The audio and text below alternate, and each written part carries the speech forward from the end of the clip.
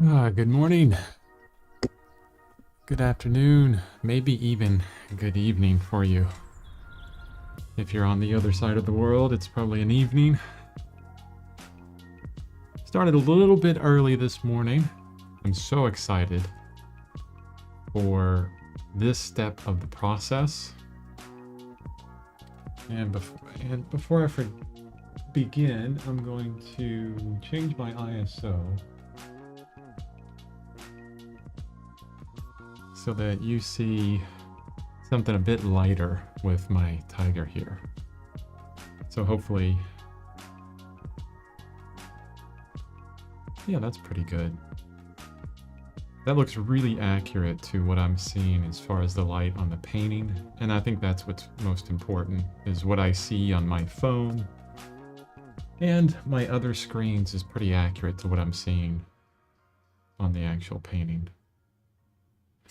So the reason why I'm so excited this morning is because we're at a point in this painting where it's looking great. It is looking really good. It has a lot of potential. It's not there yet, but the underlayers that we've built up have set a fantastic foundation for the glazing layers that we'll be starting today. And I love these glazing layers because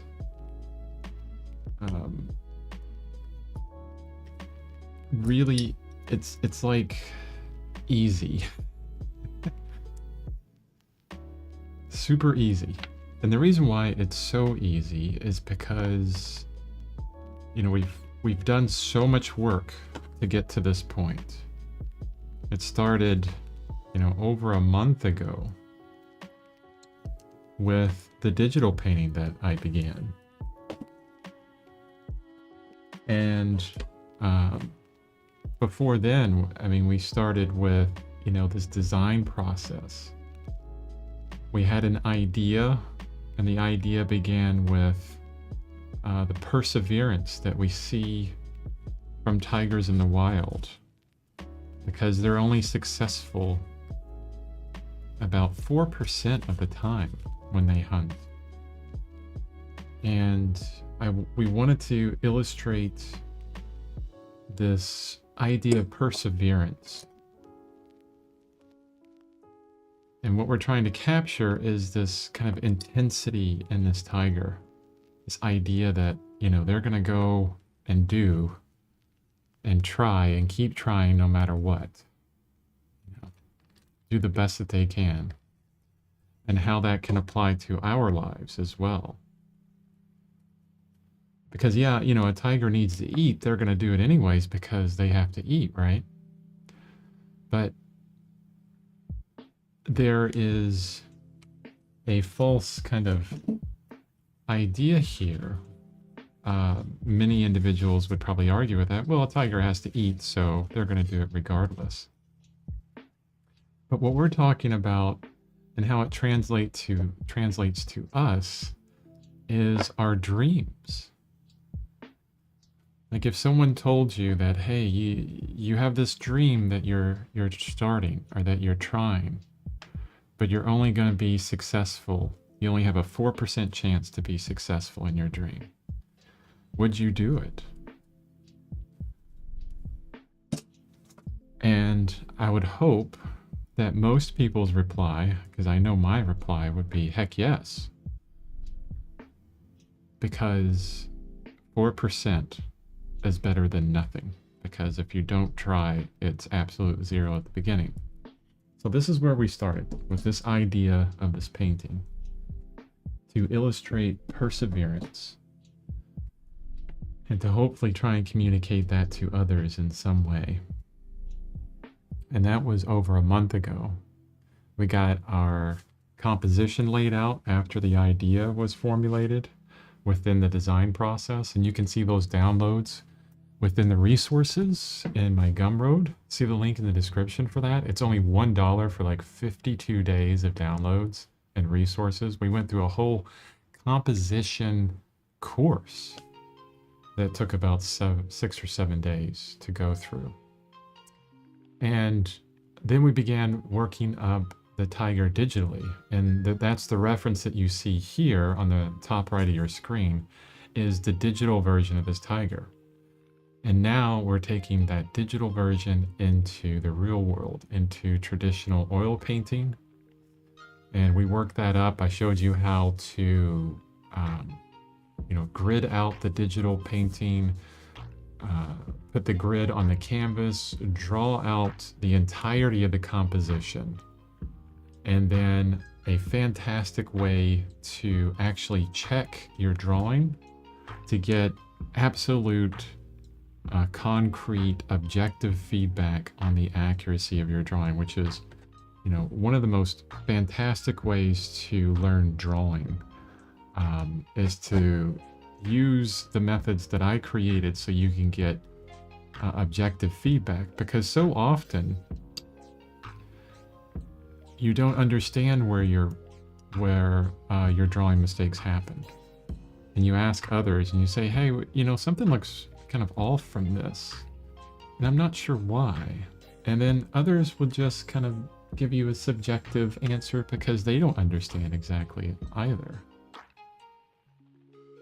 So we worked up the drawing, we got objective feedback on its accuracy, we improved the drawing, and then after that we started painting, and we went through several days, I don't know how many days, maybe 5 or 6 days, building up the opaque underlayer for this entire painting. And we just finished that yesterday with the bottom palm frond. And today is the day where we start glazing. And this is what I'm excited about, because everything comes together here. And it's easy. It's so easy because the drawing is done for us. We will have to worry about some of the drawing, but 95% of the drawing is complete. The values are there. We may have to adjust a little bit, but the values are there. The saturation is there. I mean, the chroma, the hue, everything's there for us. All we have to do is a paint over and improvements. So, where do we begin on that, Chris? Thanks for the huge intro that took 5 or 7 minutes. So, here's where we begin. First, you got to make sure that everything's dry, to the touch at least. Yeah. And so the head of this tiger was the first thing that we started. I started working on the head. Then I moved down the tiger body. Then I went back to the background here, and even this background's this bone dry. Then I went into the palm fronds on the right, and then the palm frond at the bottom, and then on the left. And we're going to work it all up in that order again, because that's the order of what is most dry to what is least dry. So this is all perfectly dry. I could even scratch it with my fingernail and not pull off anything. And that's probably been dry for, I put the paint on maybe a week ago, definitely. And the first thing we're going to do is not with that, actually. I put out a medium, the medium that we're actually going to be using, because I've barely used a medium with this painting. I tried out some alkyd medium for the background, which worked well. That dried really quickly. But we're going to do some oiling out first, because what happens is when your painting dries like this, there's a lot of colors, especially in like the dark backgrounds on the right-hand side and left side of this painting. They get really dull. And oh geez, this bottle's not wanting to open now. Okay. So we're going to do some oiling now. And here's an essential. So you'll always have your paint tubes or these plastic bottles from Gamblin or other manufacturers. And what happens is around the top of them, the oil or whatever medium will dry, and that top is completely sealed. So always have some pliers with your setup. That way you can use it to brute force any paint tubes tops or these other tops to open them. There we go. Hey, no worries, Tinker. I actually started a little bit early, too. You haven't missed anything. I did a huge preamble on how we got to this point. Because this is kind of a banner day with getting into glazing.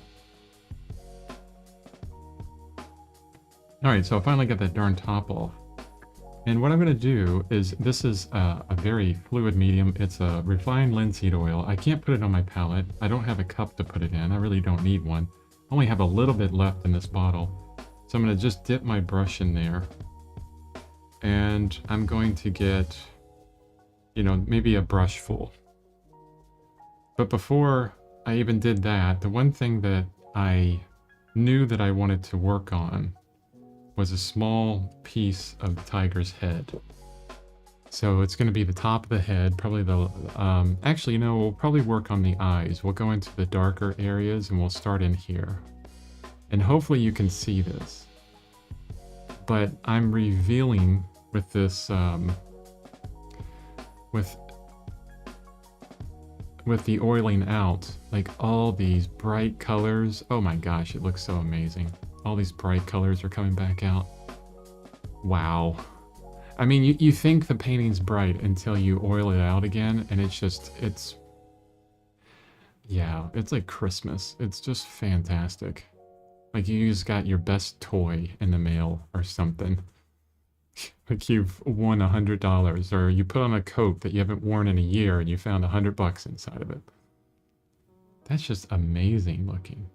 Yeah, you can see it on your screen. Look how the difference in this stripe that I put down versus everything else. So I'm gonna keep it right there. I'm gonna go up into the ears as well. And I'm just lightly kind of scrubbing this around. You don't need a lot, because you want to put it on as thin as you possibly can.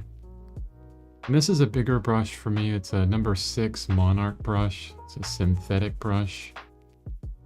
Very soft.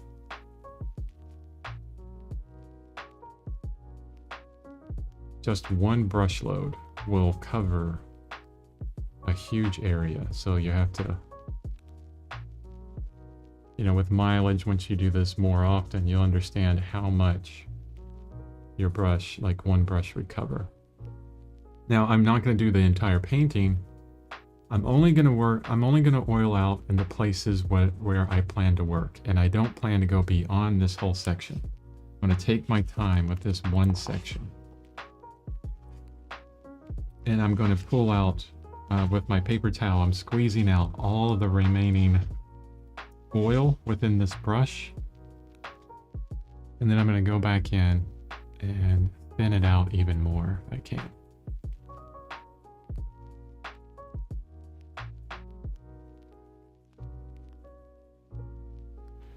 And then even after that, I'm going to take my paper towel, fold it up, and then just kind of lightly pull it over the area where I put the oil on.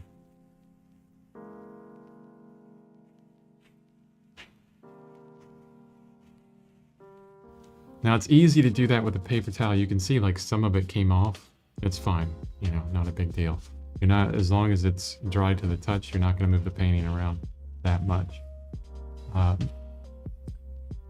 You can lean all the way over to the right like I'm doing right here. I'm actually down. You probably see my head, hopefully. Just to make sure that the places I'm working on have a glare to them. That will tell me that the refined linseed oil has covered that whole section. Yes, I would, if you're glazing, you're working on a dry painting. So the question is, do you have to oil out before you glaze? Well, honestly, you don't have to, but if you want to see the true colors that are there and actually match the true colors that where you're about to put the paint on, you need to do the oiling out. Anytime an oil painting is dry like this, don't just go right into it with color. Make sure that you oil it out in the section you're working in so you can actually see the true values, the true colors, and then compare against that. Otherwise, you'll be painting on a painting that is dull. The values will be a lot lighter. The saturation will be, well, it'll be a lot more unsaturated, honestly. And if you do that, yeah, you're going to be starting with a base that looks completely different than what you think it is. And then maybe it's looking good as you're putting it on, but then at the end of the painting, when you go back in and you do a varnish of the whole painting, and that brings out all the colors again, you'll see the difference. So yeah, I would say it's an essential step to do that oiling out phase. And I like refined linseed oil. I think it's the best. I've tried using the Gamblin non-solvent mediums for that, and they just don't spread around as well. They don't work as well for me. Okay, setting some intentions here. What do I want to do with this section, okay, of the head? What is the first things that I want to do? Well, number one, I want to soften up the texture and get more kind of hair-like texture everywhere. I want to get a bit more exact, specifically within these eyes, as far as the size of them. I believe the right eye needs to be a bit larger. And I can do that here. And really play on those values a bit more. So lighter on the top of the head, a bit lighter on the nose, and darken up the concave area under the eyes to really sink those down a bit. Yeah, increase the contrast, honestly, throughout the whole thing. But try and do it all while keeping these, the shock of sunlight that's hitting the top of the ear, the top of the head, the top of the nose, and a little bit on this cheek, keeping those as the highest values, or at least the most intense. Okay, where to begin? I'm going to actually start with one of the smallest brushes I have, well, number 0 Monarch brush, right after I mix up some paint. I'm going to kind of ease myself into this right now. I'm going to mix up my darkest dark. That's usually the first thing that I start with. Ultramarine blue, burnt umber, and a little bit of alizarin permanent. Not much on this. And then we're going to start adding medium to it. Having a glass palette is really helpful here because you can drag out your paint a bit on this glass palette and see how transparent it is. If you keep it in a big pile like that, you won't really understand what the transparency looks like. If you drag it out a bit, you can cause that transparency to happen on your palette and understand where it's at as far as its transparency. Now again, I will say that I'm using mostly all semi-transparent or transparent paints. Alizarin permanent is transparent, ultramarine blue is semi-transparent, I believe burnt umber is semi-transparent, sap green is transparent, earth orange is transparent, and then all my yellows are semi-transparent. You want to go with semi-transparent paints or transparent. Actually, transparent's the best because you don't have to add as much medium. You can get that intense color without adding a lot of medium. Just add it directly to the canvas in a lot of ways.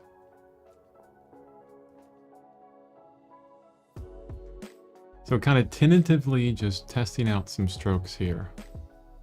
I'm really going to be focusing hard on the image, the digital image that I'm looking at. And as I put that down, I think the first thing, I'm going to switch tack a little bit here. We're going to focus on the lighter areas right now. So let me switch up.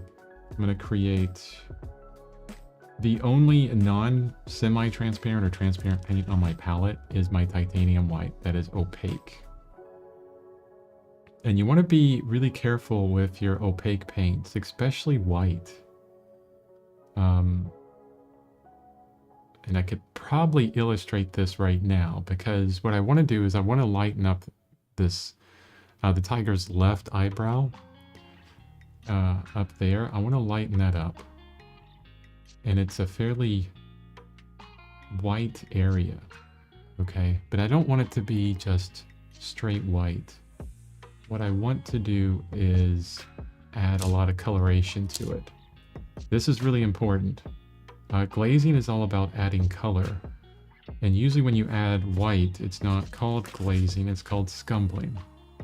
White's good if you want to add a haze to things. In this instance, I really don't want this to be hazy up here. Ooh, my hand is shaking this morning. Too much tea already.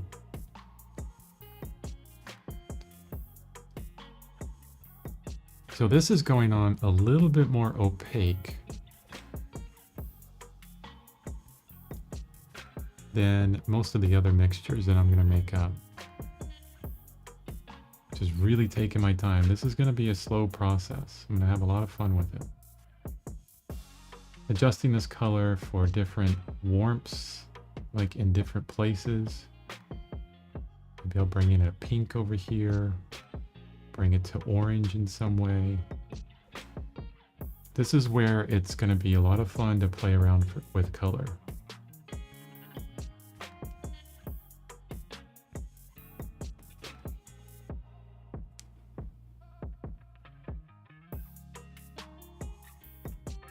This is also the place for detail as well.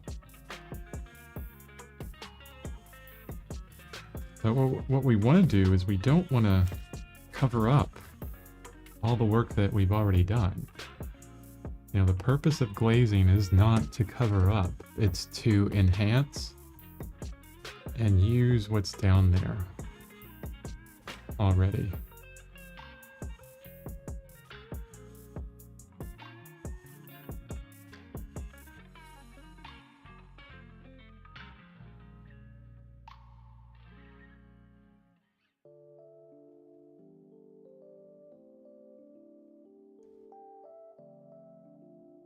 And we're going to focus so much on this that we're going for finishing strokes.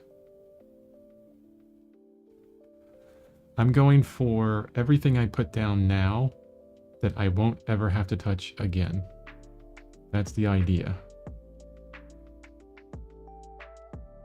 So if you think that way, if you're thinking, okay, what is the most minimum amount of strokes that I need to make this section look just like what I have in the image? If you're thinking like that, it will force you to really focus down and really carefully move through the painting. And what you might say is, well, that's going to take forever.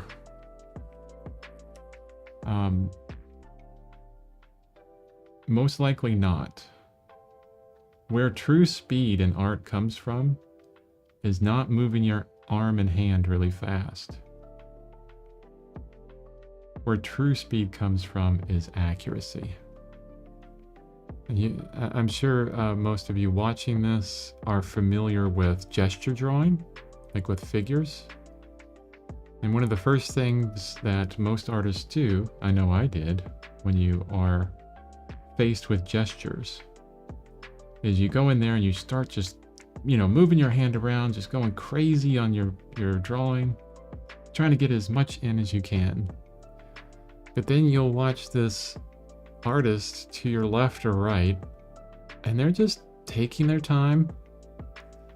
They're looking. They're figuring out, what is the best stroke that will describe that side of the body. And then they'll put it down confidently and then move on to the next. And then at the end of the, 30-second pose or 2-minute pose, or how short it is, you'll look over and you'll marvel at how amazing that their gesture is because it has described everything in like just a few strokes.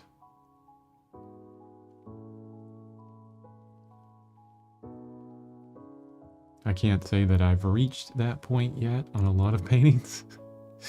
A lot of what I do is work it and work it and work it until I like it.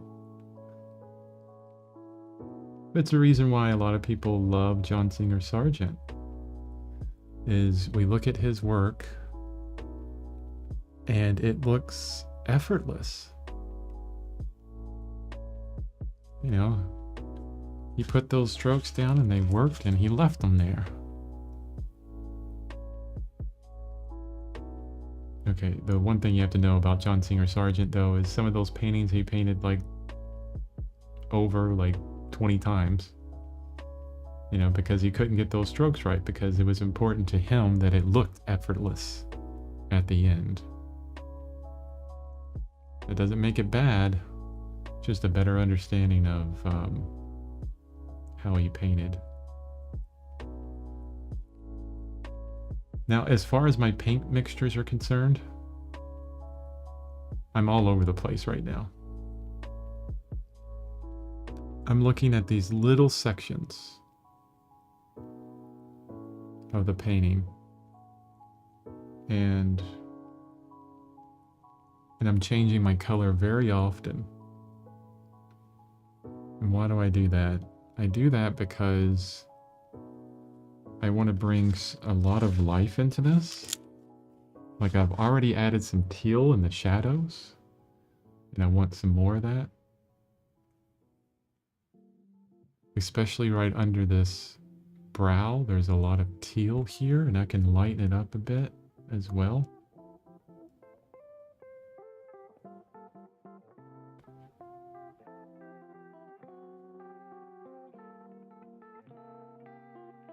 I think I could have oiled out a smaller section this morning with as fast as I'm working. But we'll see. Maybe I'll just paint for 3 hours straight. Call in to sick at work. Can't do that. Got too much to do at work.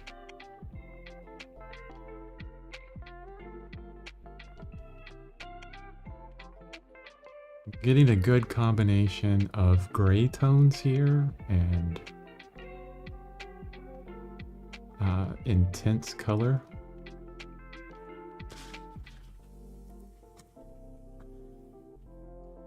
And for a lot of this, I'm going over the black stripes. Thinking about, you know, the hairs of the tiger and how the textures will change depending on, you know, their direction. Yeah, just about. If you, the question is, are you wiping your brush out between each color change? Yeah, if you look at my paper towel here, I'm really wiping out my brush. Now, I mean, as you can see, it doesn't get completely clean. It takes enough of it off so it's not going to adjust any different color too much. Okay, so it's a, excuse me, it's a constant thing. If I wanted to do this a bit better, I would honestly, let's mix up, maybe I'll do it now. I'll mix up a color for the stripes that are in light. So like this kind of dark color that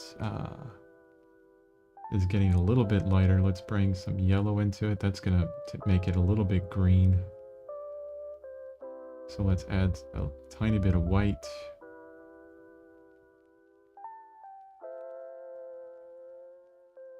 And then I got the blue up there. So I got this kind of transition of value there. And then we want to add some medium to it as well. Everything that you mix up from here on out needs to have medium in it. And then this is a bigger brush, so usually when I mix up a bunch of paint, in an area, especially for glazing, I'll squeeze out most of it at the end of my brush so that there's just a small bit of that paint on the brush. Whenever I glaze, I tend to do it kind of like a dry brush. Like if you've ever done watercolor, there's a dry brush technique where you put watercolor paint in your brush, and then you squeeze a lot of it out, and then it kind of scrapes that color very thinly over your paper. I've never really done it with watercolor. I know this because I studied Andrew Wyeth a lot, so it's similar to that. So it's a brush that doesn't have a lot of pigment on it at all right now. And I'm adding in some interest to these stripes up here.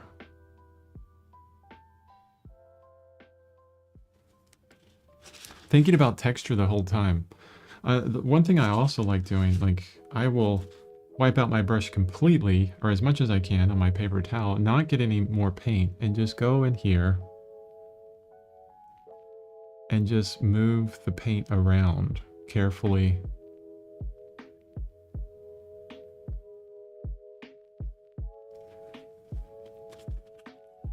I wish I could probably zoom in more. That would be nicer for you.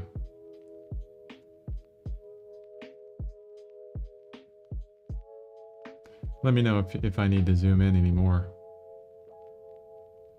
I think I could move the camera closer.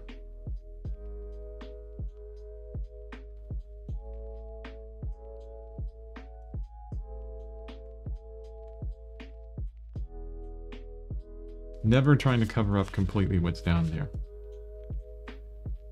I'm always trying to leave some of what we've already done.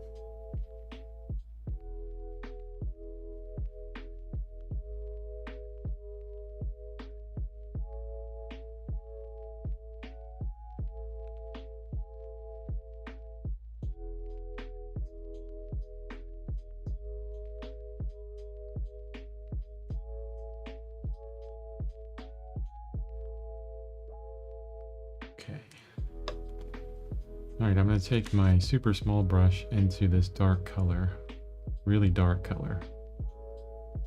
And I'm actually going to add more transparent or permanent alizarin permanent to it, and some blue.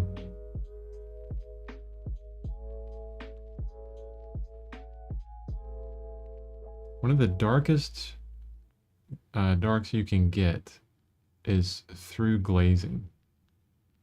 So I have a black down already, and when I put this glaze over it,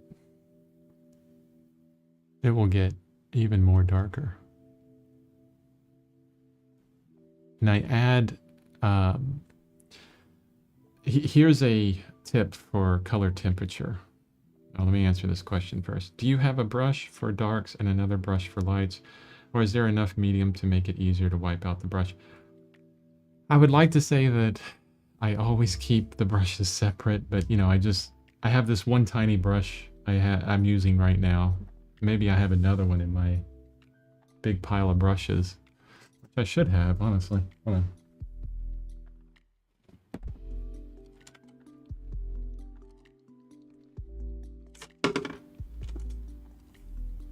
Yeah, here you go. So another smaller brush. So the one I have in my hand will be my light brush, and then I'll use this one, or I mean, the one I have in my hand will be my dark brush, and the other one my light brush. So you should try and do that. That'll help keep your colors cleaner. But honestly, if you mix it up, it's not going to be a big deal. Here's a tip for color temperature. Shadows are more intense. So increase the intensity, and then when you get into the lighter areas, decrease the intensity. So for this color right here that I'm putting over the shadow area, well, at least a very dark area right here, which I need to pull all the way up into the brow.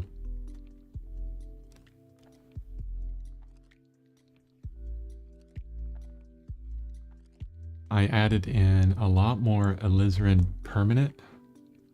It's got this wonderful kind of red cast to it. I'm going to bring some more ultramarine blue in there. Now I'm going to switch more to a bluer cast. It adds so much more interest to your shadows. A lot more depth. And now I need to switch. I'm actually going to stay with my darker brush here, but I'm going to lighten it up a bit because that eye is too small. Now that I'm really looking at it, it needs to be a bit larger.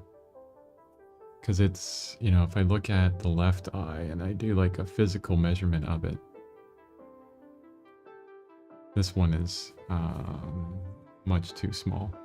It needs to go up and out to the right and bottom a bit, so really kind of broaden this whole edge. So I may have to move the pupil as well. The first thing I need to do is get close to that color of the eye that exists right now. So let's start with white. And I talked about color mixing before. I'm going to start with white. I could start with, actually this is pretty close to my Hansa Yellow Light. So let's start with a mixture of that. I have some color in my brush, so it graded out a bit, so that's even better. That's what I want. I don't want it super intense right now. So it's kind of a grayish yellow. And what I'll do is I'll just put a tiny little dab there. I can see right away that's too bright, too high value. It needs to come down and it needs to go to green a bit. So let's... Sap green will bring the value down and make it a little bit more green. Or a blue will do the same thing. Let's bring the value down a little bit more. I'll dip into this blue that I've mixed. A little bit more blue. That's a medium. See where we're at now.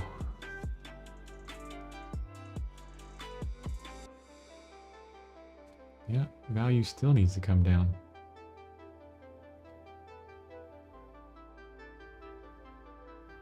So green, blue, and then I want to subdue that. So I'm going to add some burnt umber to it as well. I want it to be darker.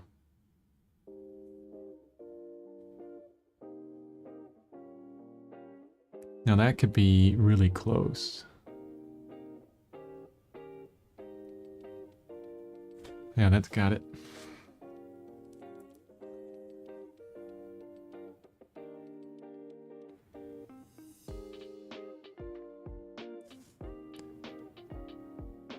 And this is just going to be for the bottom part of the eye because as it goes up, it gets darker. The top of the eye is almost in shadow. I'm being really careful, leaning heavily on the canvas, which is great because it's all dry over there, so I can put my hand in it without moving any paint around. I need a darker value, a much darker value. Lots of ultramarine blue, sap green, and burnt umber to kill the intensity.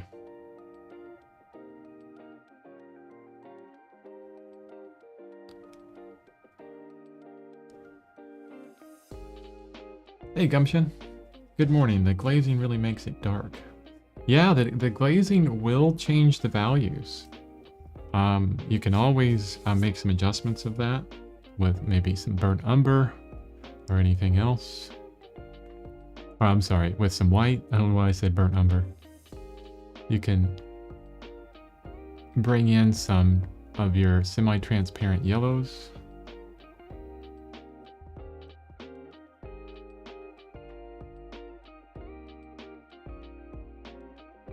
And I'm working really small here.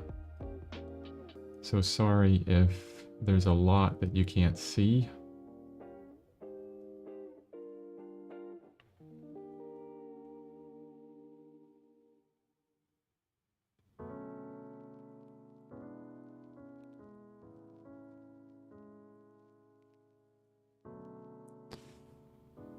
Okay, that's about the size that I want of that eye.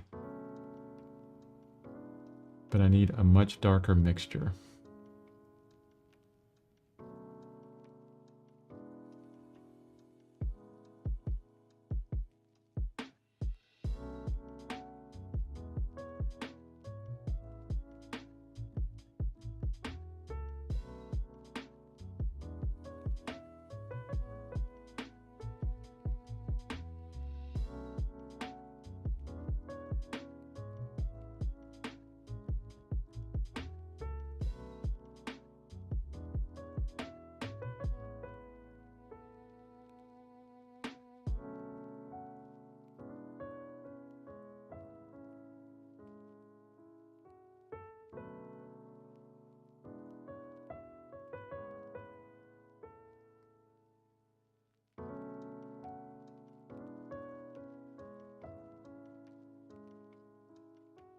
I'm actually going to soften the edge of the top of this eye, so it kind of fades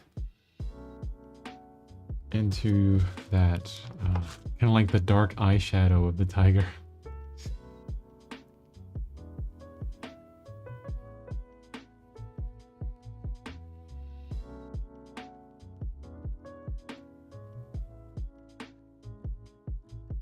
And now what I need to do, I need to move the pupil over just a little bit.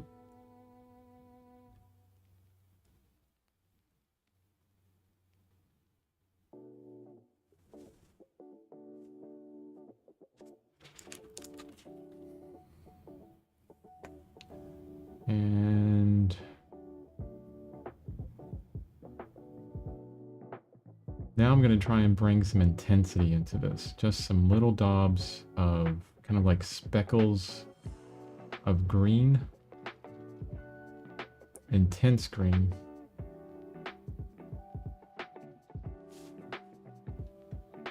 Especially around the pupil. And honestly, I get really detailed on these sometimes. This is the ultimate center of interest. The focal point is this tiger, and especially their eyes. So I have no problem like spending the maximum, as much time as I need to get this right.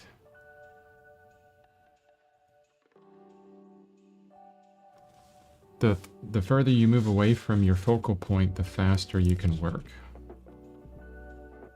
Because you don't need just crazy details.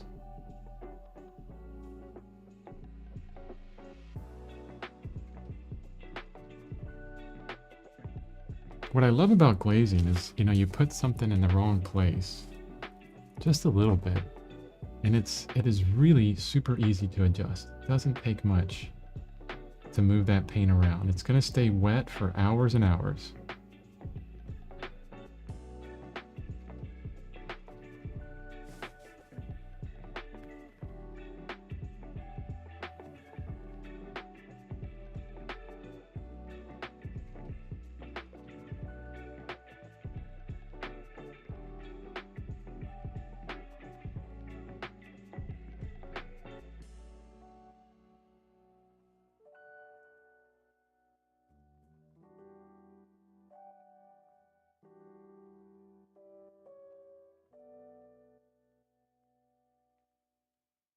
I don't think I'm leaning forward a lot, but I don't think I'm leaning in front of the camera. But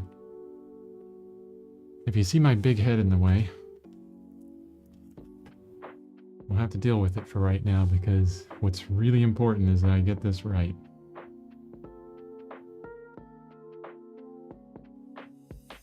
you know, with your own painting, if you're following this process, you know, it's up to you to determine, you know, how detailed you go and where, you know, where is that detail level at for you? Is it too detailed with this point? You want to be more fluid with your strokes?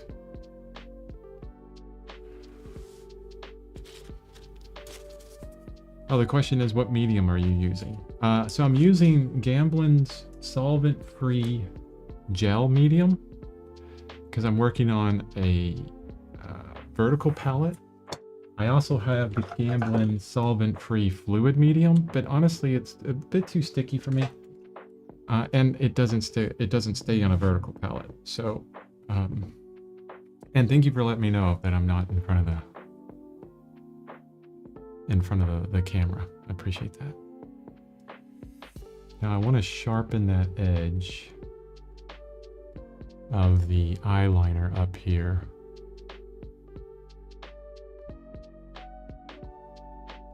If you remember, you know, the composition course that we went through at the beginning of this, well, close to the beginning of the live stream.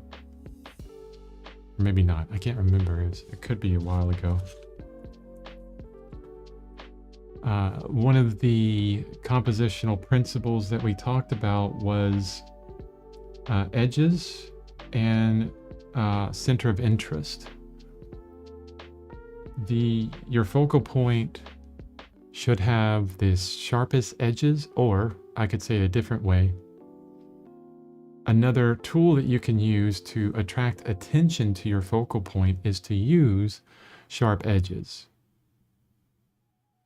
So I'm going to make sure that I add in a lot more sharp edges here than we see like in the background and stuff. You see how fuzzy it is back there? That's going to stay that way.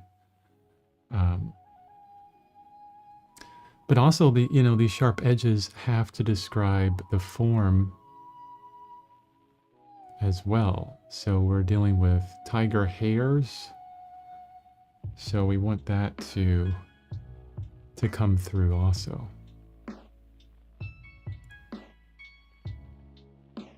And don't forget about your drawing as well. There's some fixes I'm doing here, and I'm making sure that I put things in the right place as well.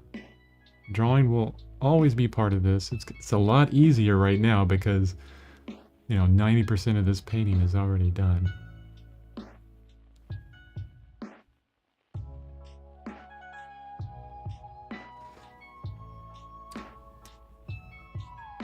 Do you put the highlight above the pupil during the glaze, or do you wait till the final glaze? That's a really good question.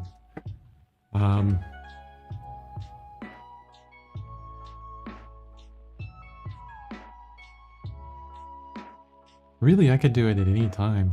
I think I'll throw it in a moment, because the more I look at this eye, I haven't got it as round as I want.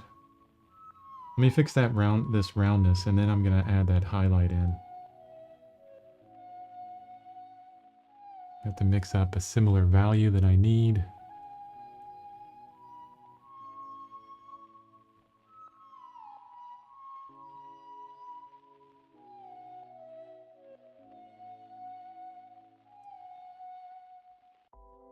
And I want to... The one thing that I pulled out of our imagery that we were making this tiger from was this amazing, like, super bright yellow that appeared right at the bottom of the eye. It's like the lens of the eye is kind of showing some refraction or something of light, so it gets really, really bright and intense at the bottom there. So I'm actually going to clean out my brush even more to try and get this intensity. Here's a quick tip. If you have a brush full of dark paint and you want to go really light with it, just dip your brush into a lot of white, move it around, get all that white color inside of the bristles of the brush, so any other darker color in there is going to be turned to a lighter color. and then pull all of that out of your brush. You can do that a couple times and it'll get you back to a lighter brush, basically. Or you could just pick up the light brush that I had set aside and forgot about. That would be a lot easier, right? I want some of these warmer tones in there too. I'll probably be going a little bit orange with this, and I'm trying to keep this little stripe opaque, so I didn't add any medium to that.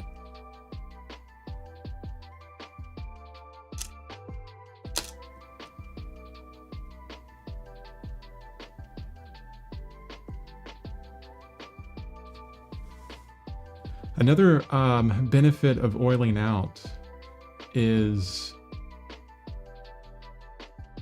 if, you know, any strokes that I add on will inherently have some extra oil within them because there's going to be just a tiny bit of oil on the canvas.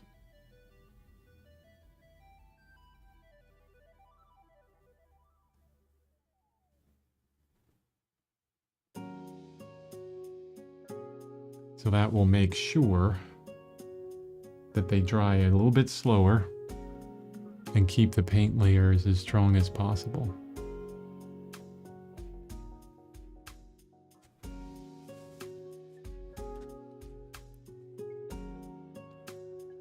Okay.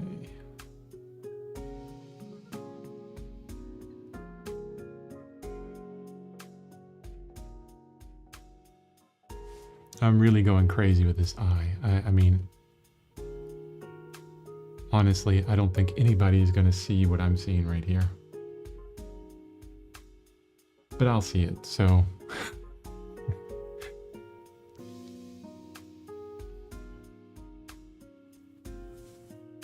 You know, so many times when I paint, I try to do this thing where, you know, stop trying to make it look like a photograph, you know? Copy the photograph specifically, but I just love getting into the details sometimes.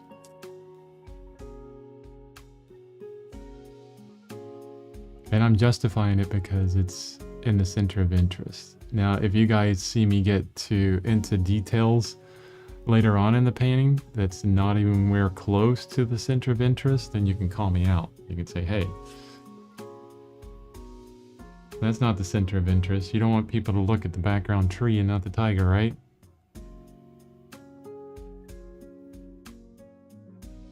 I mean, that's the purpose of composing. You know, the difference between a composed image and a sketch is that a composed image has multiple elements that you intentionally move around for a specific purpose that you plan out strategically in some way. A sketch is just, you know, like practice, or, oh, I see something pretty or something cool that I want to draw, and you draw it. You don't worry about the composition on it. And either one is good. Neither one is bad. But understanding the difference is important. If you look at my website, chrisbeaven.com, you will see a lot of really, you know, well done figure paintings. I'm sorry, I'm gonna say that about myself. I try to be humble most of the time, but I'm happy with like a lot of the figure paintings that are on the wall behind this painting.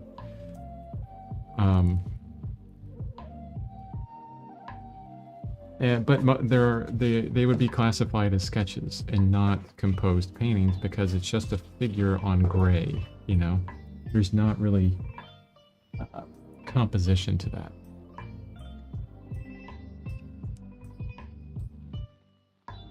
Does that make them bad? No. It's, you know, just understanding that difference is important.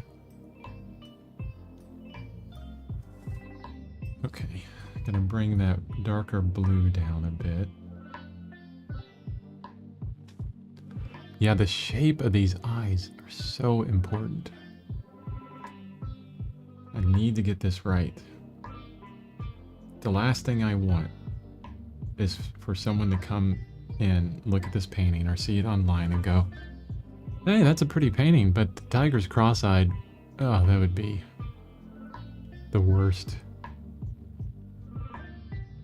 So you guys let me know. Like, right now, you're not going to hurt my feelings. Please let me know.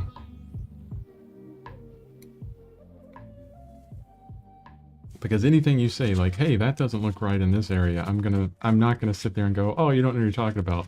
I'll say, oh, okay, so this person sees something that I don't see. Let me see if I can see what they're talking about.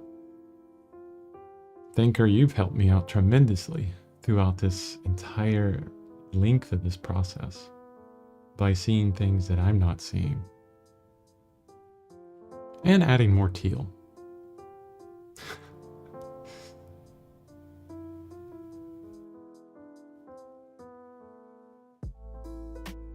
From now on, I'm going to tell everybody, if you want good paintings, you have to add teal somewhere.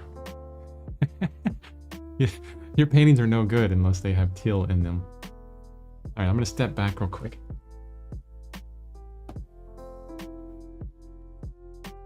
That's another thing to know on this is always step back often.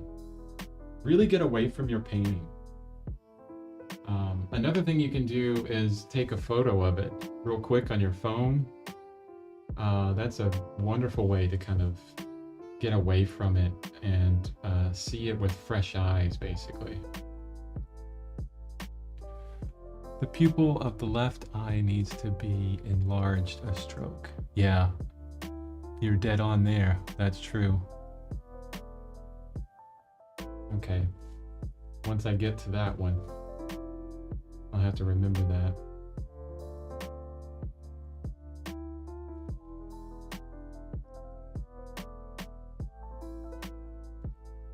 Okay, let's work under this eye. I'm happy with how I changed this eye. Looks really good. Let's work on the value, the dark and light under here. It's really interesting because there's this white stripe under there that looks really bright. We're going to be playing with color relativity here.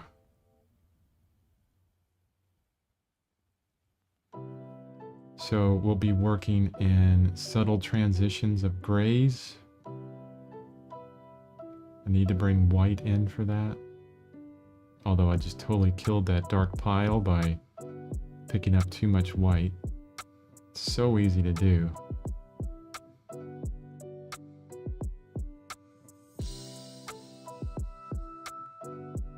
The places where you really want to keep, you know, your brushes clean, like a dark brush and a light brush, is with the extreme value change. Because if you have a very dark color, you can add just the tiniest bit of lighter color and just totally kill it. And the same thing with a lighter, like a really bright color, you know. So you have to be careful with that. So your brushes have to be really clean. So lighter than that. I'm going to keep with a bluish gray. Light it up very subtly. And I'm getting too much paint in my brush, so I'm going to pull that out. See where this is.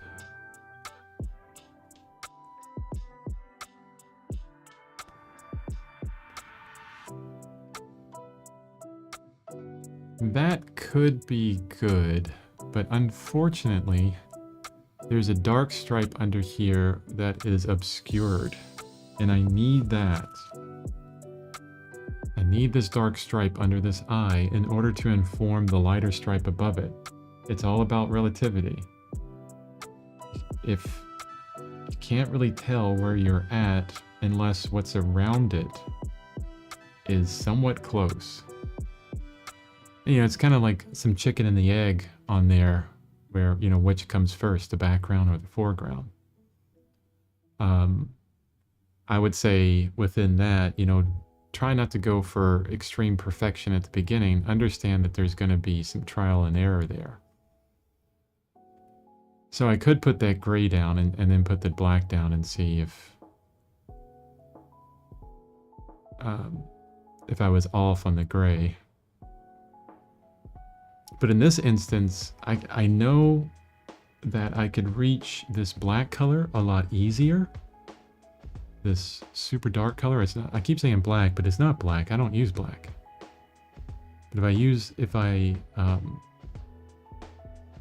put this down, which is, you know, the easiest thing to reach.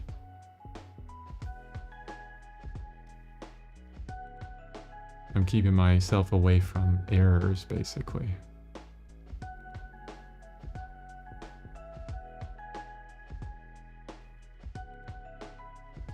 Yeah, that's not too bad.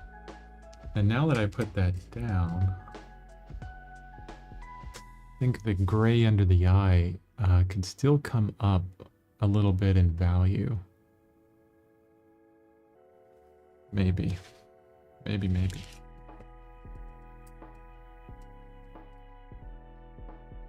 Yeah, let's bring it up in value. Just a tiny tap of white.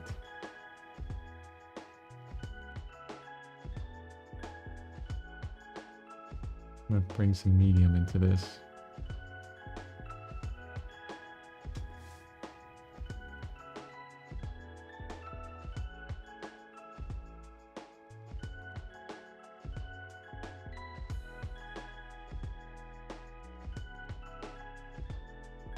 The other thing that I love about glazing... Oh, the highlight above the pupil. Thank you so much. The other thing about glazing that I love is you don't have to, you know, if you want to make your life easier, you don't just cover an area. You can, this is all about subtle adjustments. So what you can do is just, like, I didn't fill in the bottom area of that eye, you know, that little white stripe with a whole big chunk of white. No, I just put a few daubs in there and then allowing for an optical mixture. So your eye will mix those two values together and come out with, you know, something closer. You do a lot less work that way and increase, you know, a lot more interest in your painting. It's kind of like Seurat, you know, pointillism.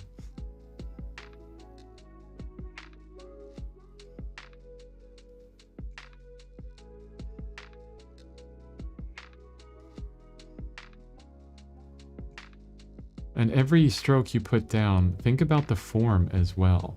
You know, which way is the form going? Like a few of these strokes here are not really going with like the way that the form is flowing down into that eye. Okay, let's get back to the highlight above the pupil. So the dark that we have on that eye is around in this value range. And we need to go pretty, you know, fairly light than that. But it's not going to be white. It's not going to be anywhere near white. I'm actually, you know, this is where you make the painting on the palette first. You see where you've mixed up color and you go, okay, well that value is there. I need to be above that. So I'm kind of looking at the differences on my palette first. I'm really enjoying this. Unfortunately, I've got to get my day started at 8:30 EDT. See you tomorrow. Hey, thanks for joining, Thinker. You know, it'll be recorded, so if you want to watch the rest of it, probably won't get too much further, honestly. But thanks for showing up. Holy crap, it's already 5:30.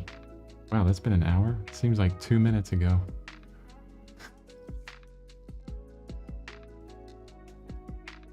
Love this craft.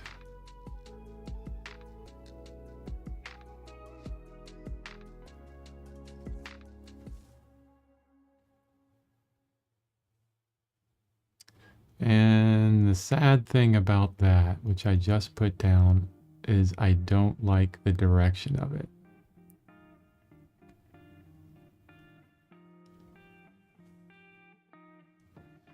very subtle thing. That's okay. I have a tiny brush. What I'll do is I will cut into it with some darker color.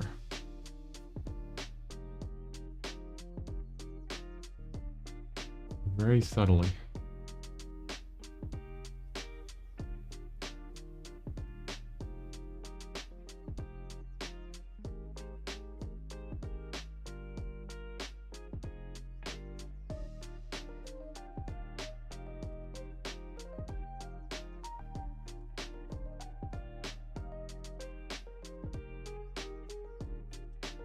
Oh, where's the Control Z when you need it?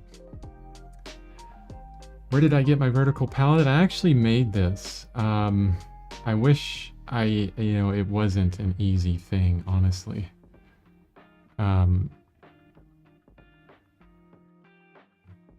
You can't really see, but right below it are 3 panels. These are panels that you can buy at an art store. They're kind of gesso panels. One is a 12 by 12, and then the other ones are 12 by 6. And it kind of folds together. So the 6 by 6s fold on top of the 12 by 12, or the 12 by 6s fold on top of it. And this palette is a piece of glass that has been framed with foam core glued on there. And it fits perfectly inside of this palette. I lifted up and I totally covered up what I was showing. And I can kind of show it this way. But it fits inside of that panel really well, so I can cover it up. But yeah, it's just a very simple piece of glass kind of thing that I made, and the panels actually have a kind of a C-clamp on the back of them, so you'll see my easel back here. Maybe you'll see the bottom of it, but it's kind of like a C that goes around these horizontal and vertical things, and it kind of fits on there. One day I'll have to do a video on how I made that. I hesitate to do that because it's not something that a lot of people can make. And it was at a time when I was making too many art supplies, when I would have spent my time more wisely if I would just go out and bought one. I know that there are vertical palettes on the market. They're pretty expensive though. The one that I know, David Casson has one that he was selling.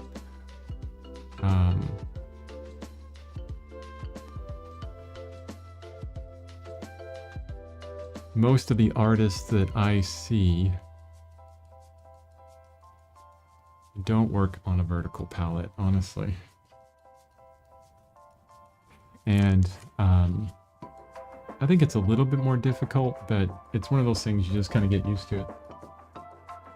You know, you just understand if your palette is horizontal and your canvas is vertical, that your palette colors are going to be a bit darker than what you think.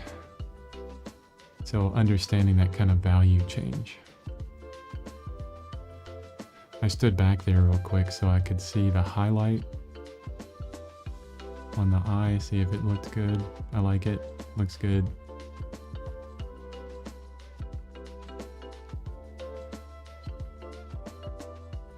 Before I end this stream today, I'm probably going to try and pull the camera a bit closer, because I'm working so detailed right now. At least for the next few streams, I'll be working pretty detailed. And I want you guys to, you know, really experience that detail. But I don't want to do it while I'm in the zone. Not right now.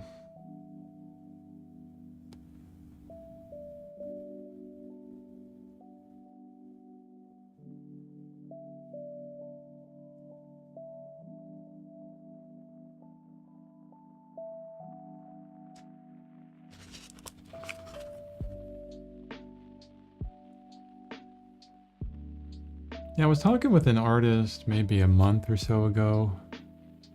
Matthew, hey, if you're out there, if you ever watch this, I'm talking about you. I think he's on Instagram more than anything. And he was talking about, and actually he's putting together a studio, which looks fantastic right now. And he was wanting to make, you know, really high quality stretcher bars and things like that for his paintings, and stretch his own canvas and stuff like that. And, you know, I got into that mode before because I was doing a lot of woodworking at the time. And as I look back, you know, and that was, you know, 2 decades ago. As I look back on it now, I know for a fact that I could have spent my time better if I just bought the stuff, because most of the time it was of better quality than I could have ever made. And I would spend more time actually painting, and that's what's most important. More time working on your craft, less time building the materials.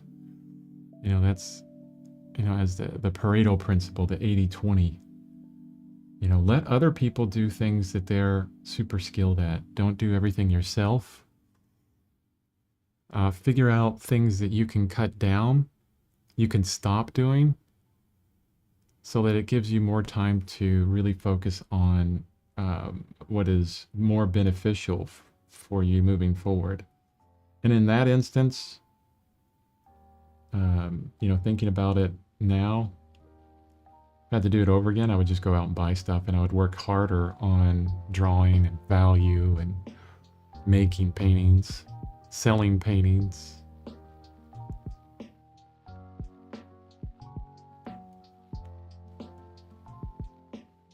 So now I don't even try to make my own materials. Just go out and buy them. I mean, especially with the way the markets are right now, everything is like a commodity market. So, you know, it's a race to the bottom on the prices, especially with Amazon. But you buy cheap, you get cheap. The canvas I'm working on right now is, I think I bought them from Jerry's Artorama.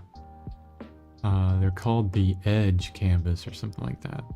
I can't remember. They had a good price to them, and they're well made. So I bought a whole bunch of them. 20 by 30s, a whole bunch of 20 by 30s. Didn't want to think about sizing for a while. Just wanted to get a bunch of paint canvases so that when I'm going to paint, I can just start. Here's my 20 by 30, you know, fit the composition within that and get going. Actually, from the beginning, when I planned this painting from the beginning, when we were working on the composition, I knew that I wanted it to be 20 by 30. So if you're thinking about making a painting, think about how detailed you want to get with it, and then size it accordingly, you know, at the very beginning. For example, if you're doing a portrait of someone and you're trying to figure out, or whomever, you know, whatever the portrait is, or whoever you're painting, you don't want to create a composition where when you finally get it onto the painting, the canvas, that, you know, the head is like 2 inches by 2 inches, you know, or something like that. And you're supposed to get detailed in the face. Like if you're trying to get a likeness on something that small, it's, you know, near impossible. I go for, if I'm doing a portrait, I want the width of the eye from tear duct to tear duct to not be any smaller than 1 inch across.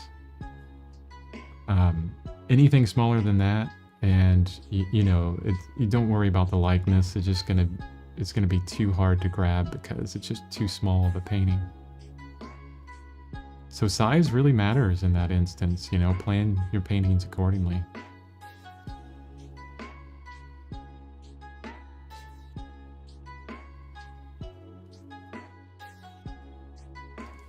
So I'm messing with the value on this dark stripe and not really liking it. It's a bit too dark. So I'm playing with some grays here. Some kind of warm grays because it's in light. It's a black stripe that's in light, so I want it to be lighter. But before I go any further on that, I'm going to, because I know that this kind of cheek, you can tell that that's kind of the bony cheek area of this tiger. It needs to be a bit lighter as well. I'm going to move back to my lighter brush, which I haven't touched yet. And we're going to lighten up a lot of this around. Get back into these light areas.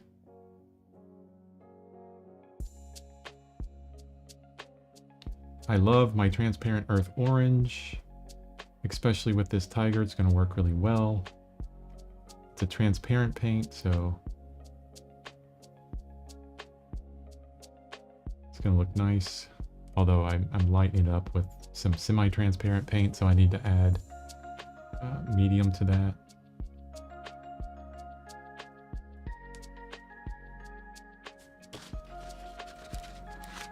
More like a pinkish color. Not sure if that's going to work. Let's see.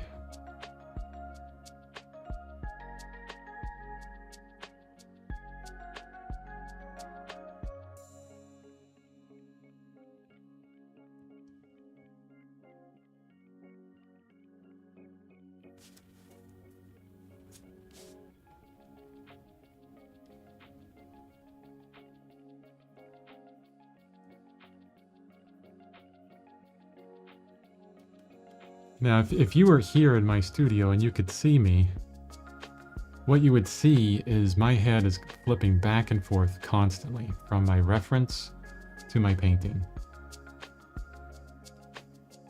I'm really trying to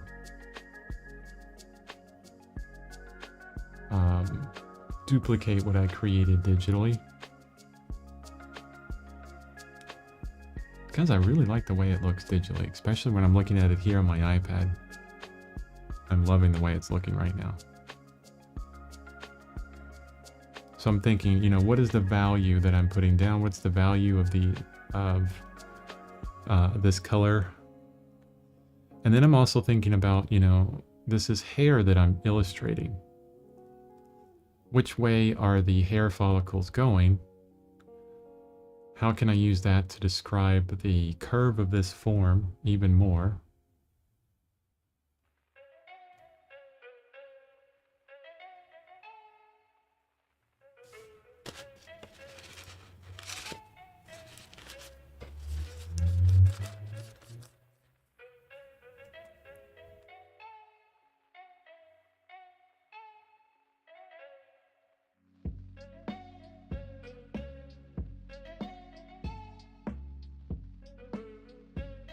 And soften out some of those edges by using a very dry brush.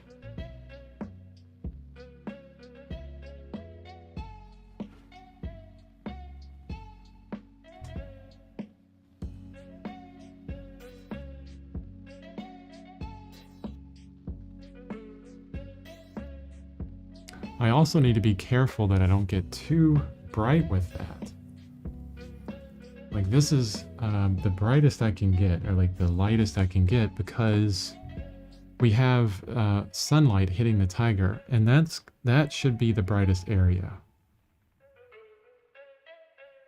So honestly, you know, if I'm thinking about it, the best thing that I could do is put some of that value down first and try and stay away from that intensity and that value through the rest of the painting. Add some medium. Like I'm establishing the lightest point that I want to hit. Establishing those barriers.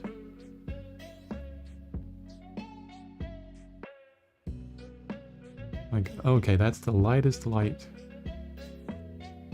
that I want. That's the lightest thing in this painting, so I don't want anything else to reach that. So it stays as the lightest thing in the painting.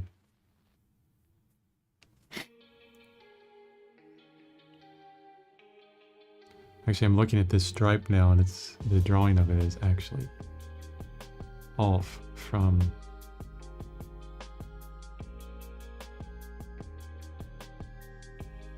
the digital painting, but that's fine.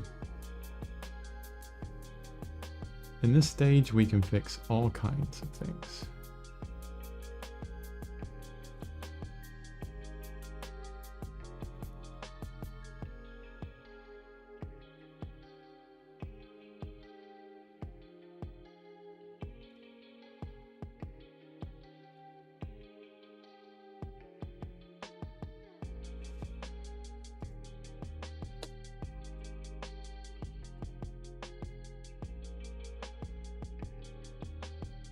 I'm actually going to take a big dollop of straight titanium white,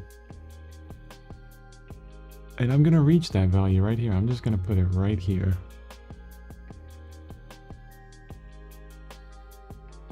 I need to actually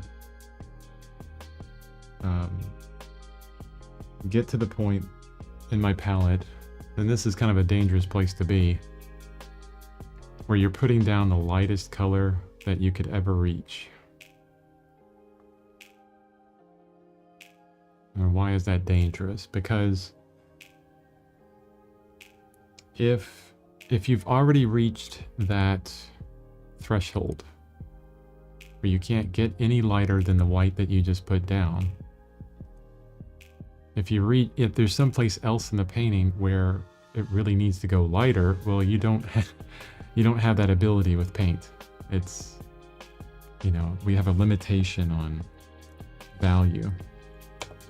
But if you continually paint the painting and keep your values compressed, you'll always have more range the further you get into the painting.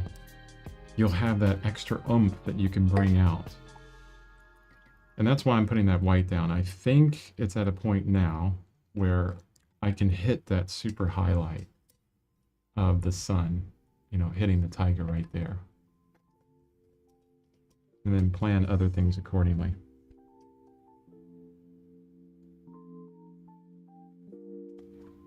I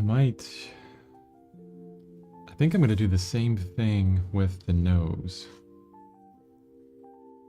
There's this sunlight that's hitting the nose here. And that'll be a representation of the lightest and most intense I should ever get throughout the entire painting. So that'll be a great indication. So how to get the most intense orange possible with my palette? Well, the best thing is I can look at my color wheel that I've made up. Check out my channel for how to make up one of these color wheels yourself from your paint. It helps out tremendously. And I can look on here and I can see the outside ring is the most intense color. Not the lightest, but the most intense. So we have my Naphthalene Scarlet, which is on my palette. There's also Cadmium Orange, if I want to just go right to Cadmium Orange. But my Hansel Yellow Light and Hansel Yellow Medium are not as intense as those two colors. So I'm going to keep it around in here. I'll take the Hansel Yellow Medium and mix with the Naphthalene Scarlet. And that should be able to reach like the maximum intensity for my palette as far as an orange is concerned. So Naphthalene Scarlet, and then very clean dollop of Hansel Yellow Medium.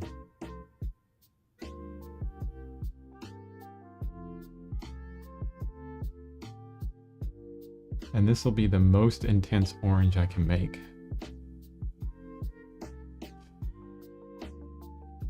But, you know, I think this might need to be a bit more pale as well.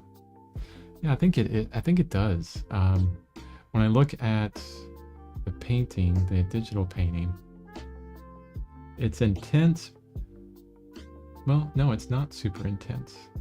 It's bright, but it has a pale quality to it. So I'm going to add a little tiny bit of white to it as well. And lean paint it closer to yellow.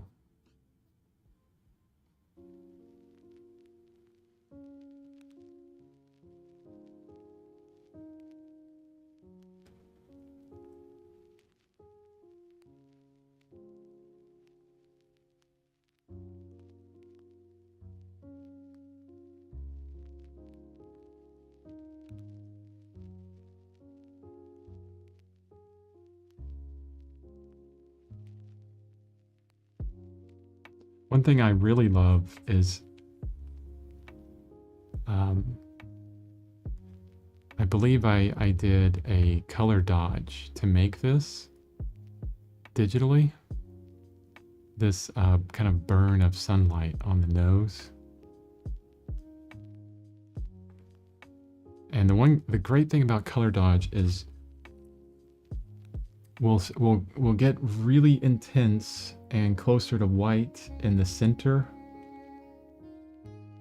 of this, like right in here. But then as it moves away from there, the intensity comes out. So I will be using that orange a little bit, that super intense orange I made.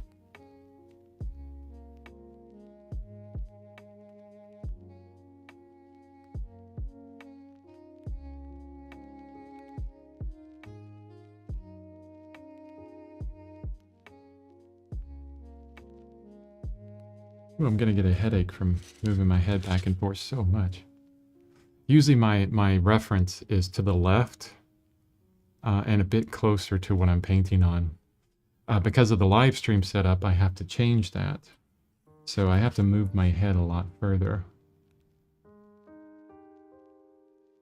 I think it's always important to think about things like this. Like, how can I adjust what I'm doing to make it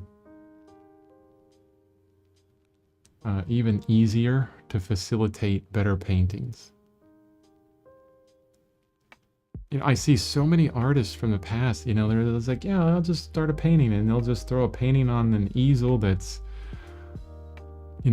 right in front of a big bright light, and they have a bright light behind them and a bright light behind the canvas, and not only do they have a silhouette of the light, but they also have all this glare on their canvas, and it's just a big struggle. And you're like, man, if you come out with a good painting from that, it'll be amazing, because you're setting yourself up for failure right there. So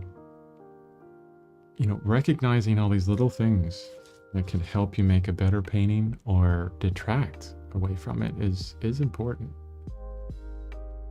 Where's the glare at on your painting? Do you have any glare? What lights are causing that glare? Can you see your painting well? Is it lit well? Is your palette have similar light as what's on the canvas? I'll see people do still life setups where, I want to paint a still life, and they'll put like 6 different lights on their still life. And that's like one of the hardest things to do. Painting anything that has multiple light sources on it. Oh my gosh, it's flat. It's difficult to understand. Really difficult.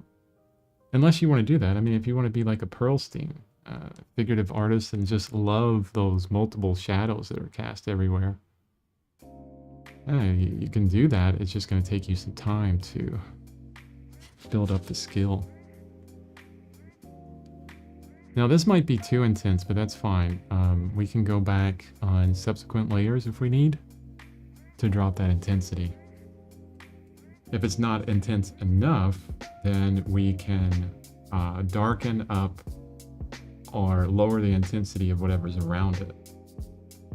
I think right now the biggest problem with it is not its intensity, but its texture. I think I have a little bit too much texture in places, and I need to flatten some of it out.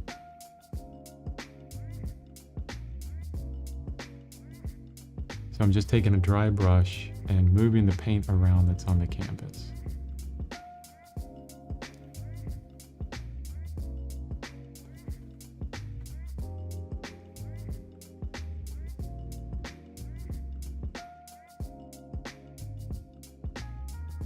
all about those edges.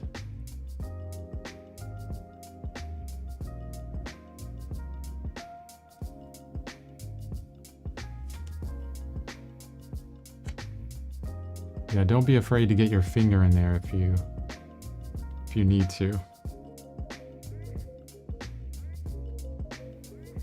It's not exact, but sometimes if you want to really soften an edge, your finger will do it really well.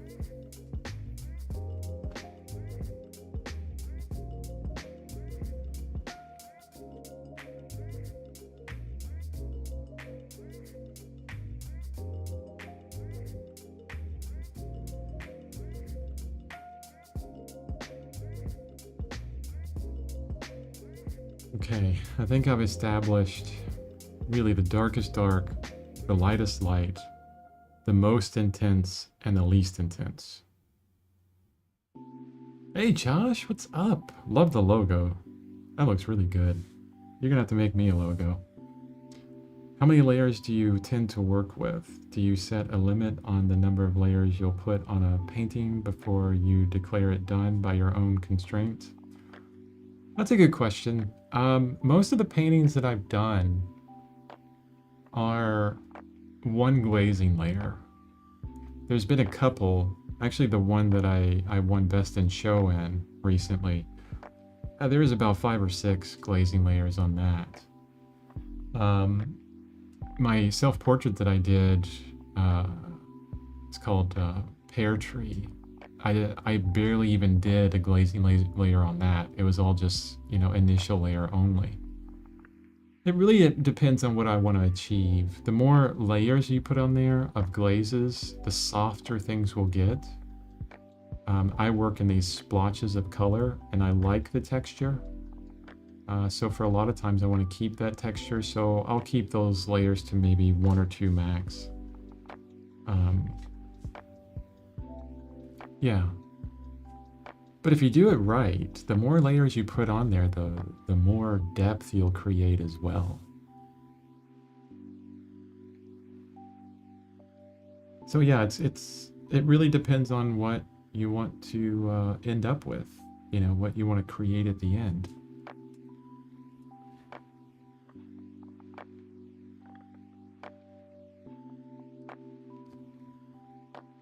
That's why, the design process is so important.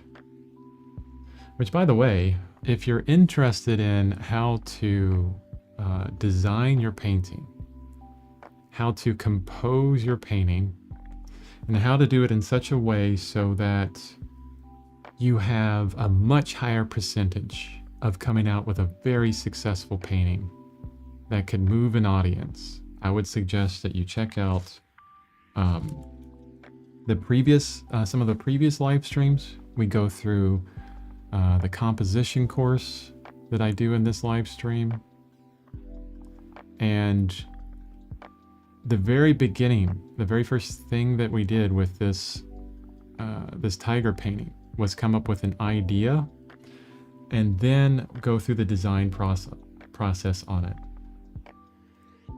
That design process is absolutely essential to understanding, how to compose your work so that you actually get your point across, the story that you want to tell. You look at other artists, the great artists from the past, and they all have some kind of design process, especially the greats like Norman Rockwell. I mean, everyone loves his paintings because he's always telling a story and he does it very succinctly. It's not by accident. Those paintings were, lots of sketches, lots of thumbnails, lots of ideas. Yeah, so check that out. And the materials for that design process you can download from my Gumroad. You'll see the link in the description. There's going to be 52 days or 53 days of downloads for only $1. I mean, I don't know. It's like an hour each day of content. It's ridiculous of how much value that is for you. So yeah, definitely download that. I'm trying to provide it as cheap as possible for artists out there right out of school, or like my friend Thinker that's on here, that's a bit older and in retirement, maybe living on pension, not sure, and doesn't have the money to spend on, 50, 60, hundreds of dollars on painting tutorials. Because my purpose here is to help you become a better version of yourself, whatever that may be, artistically, in any way. So yeah, download it and let me know what you think about it. And if anything on this live stream you feel is beneficial to you, please share it. If you have some other artist friends that you think can benefit from the things I talk about on this live stream, or the entire Gumroad download, yeah, let them know. Now, ooh, it's already 6 o'clock. Okay, I need to get going and do the rest of my day before I'm late for work. But before I do that, the one thing I want to do is try and move my camera closer live on stream, so that for tomorrow's session, you guys can see all the scrumptious detail I'm working on. So let's see. I'm kind of in this cockpit. I'm surrounded by cameras.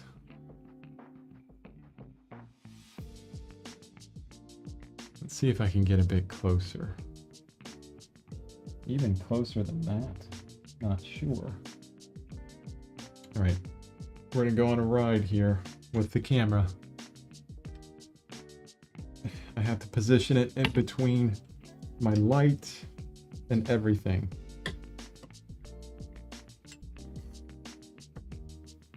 Now, hopefully I didn't make anybody sick on that. The camera ride. Now I have a strange angle, so it looks a bit warped. So let's bring it back towards me.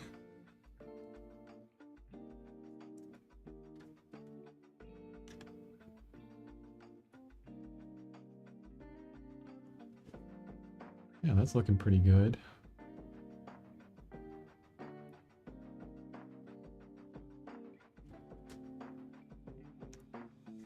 Now the chances that I will actually bump this camera constantly throughout the painting session is pretty high because it's so close to me. But I don't think that will be too annoying. I plugged your website and portfolio in my newsletter blast this morning, Sarah. Oh, thanks, Josh. The painting is looking phenomenal. I can't wait to see the outcome. Yeah, me neither. It may be a few weeks from now.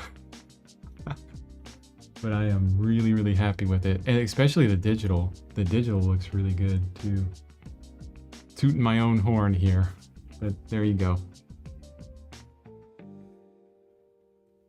Okay. There we go. We're set up for the next stream. All I have to do here is just clean up my palette so that I don't have to waste the time tomorrow morning to get that set up. And yes, I'm going to be remixing all these colors. I think that's important. Well, for the way that I work, it's important for me. And trying to save all these colors is, it just, I've tried to do it in the past. It just doesn't happen. These will be dry on your palette before tomorrow. And even if they're not dry, they'll be too stiff to work with, even with the medium that I have in there. So best to get your training in, remix the colors every time. It doesn't take that long, especially if you paint every day. I do. It's a lot easier because I'll remember most of those mixtures.